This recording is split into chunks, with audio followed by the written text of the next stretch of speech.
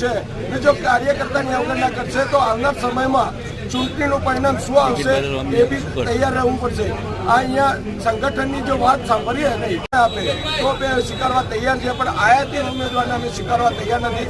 અમે જીવ દુભાઈ છે અને જો પાર્ટી સંગઠનમાં જો ફેરફાર નહીં કરવામાં આવે તો અહીંથી કંઈક નવાતું નહીં થશે. એ તો પછી આ બધા કાર્યકર્તાઓ.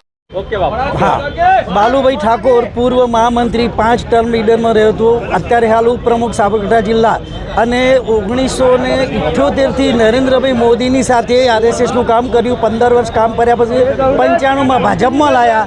અત્યાર સુધીમાં બધું જ સેવા સરસ મજાની કરી હતી, પણ પાર્ટીના મૂલ્યાંકનો, પાર્ટીના સિદ્ધાંતો આ બધું ગાજ ઉપર મૂકીને અહીંયા આવા માણસોને તમે ટિકિટ આલો એ ચાલતું હશે ભાઈ? આ બંને કોંગ્રેસના કોને અમારે લોકો વચ્ચે જઈને શું કહેવાનું? બંને કોંગ્રેસના તો કોને મત આપવાનું? લોકો અમે બનવાનું અમારે થતું હોય છે. એક વાત એ. બીજું કે આ પાર્ટીએ અમને શીખવાડ્યું કે ભાઈ તમે કોંગ્રેસમાં જો અને પછી ભાજપમાં તમને ટિકિટ મળશે, તો આવું તો કેમ ચાલે ભાઈ?